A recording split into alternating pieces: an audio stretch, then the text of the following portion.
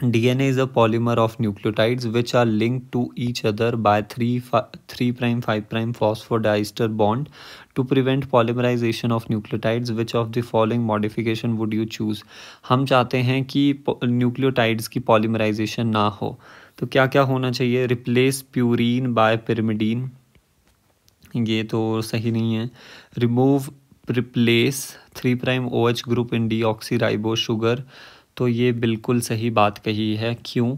Because अगर आपको पता होगा कि जो न्यूक्लियोटाइड्स होती है, लेट्स से ये एक न्यूक्लियोटाइड है जिसमें शुगर है, फॉस्फेट है, नाइट्रोजनस बेस है, तो ये एडजेसेंट न्यूक्लियोटाइड से कैसे जुड़ती है? तो शुगर का जो 3' OH एंड होता है वो फॉस्फेट के 5' OH के साथ जुड़ता है। तो अगर हम DNA की बात कर रहे हैं तो DNA में बेसिकली क्या होगा, 3' OH जो एंड है उसको अगर रिप्लेस कर दे तो ये वाली न्यूक्लियोटाइड जो है एडजेसेंट न्यूक्लियोटाइड के साथ जुड़ेंगी नहीं। तो रिमूव और रिप्लेस 3' OH ग्रुप, रिमूव और रिप्लेस 2' OH ग्रुप से तो कोई फ़र्क ही नहीं पड़ता, बिकॉज अगर आपको डीऑक्सीराइबोस शुगर का स्ट्रक्चर पता है तो फर्स्ट, सेकंड, थर्ड, फोर्थ, तो जो सेकंड कार्बन होता है उसमें हाइड्रोक्सिल ग्रुप प्रेजेंट होता ही नहीं है, तो ये तो गलत ही बात है। तो हमारा आंसर सिर्फ और सिर्फ बी हो जाएगा।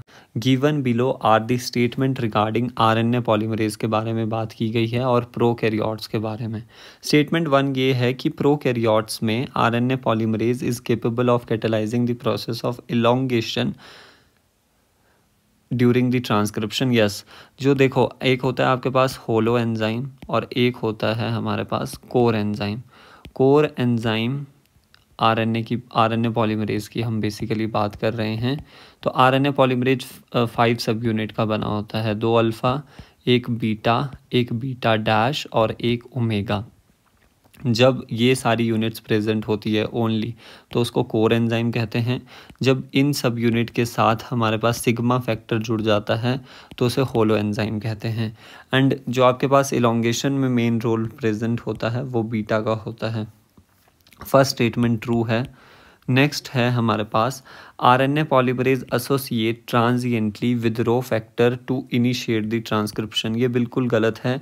जब रो फैक्टर आपके पास जुड़ता है RNA पॉलीमरेज के साथ तो हमारे पास क्या होती है, टर्मिनेशन होती है। और जब हमारे पास सिग्मा फैक्टर RNA पॉलीमरेज के साथ जुड़ेगा तो वो इनिशिएशन होती है। तो statement 1 is true and statement 2 is false. Given below are 2 statements.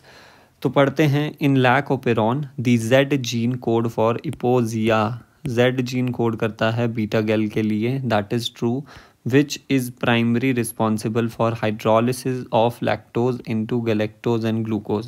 देखो लैक्टोज जो है दैट इज़ अ डायसेकेराइड, वो हमारे पास डायसेकेराइड है, यानी 2 मोनोसेकेराइड यूनिट प्रेजेंट होगी। लैक्टोज की जब हाइड्रोलिसिस होती है तो ग्लूकोज प्लस गैलेक्टोज बनता है, ठीक है। अब हमारे पास इस रिएक्शन को कैटेलाइज कराया जाता है by the lactase enzyme, basically इतना याद रखना। कौन सा एंजाइम? Lactase enzyme. और लैक्टेज एंजाइम जो है वो एक्चुअली क्या है, बीटा गैलेक्टोसाइडेज को ही हम बोलते हैं।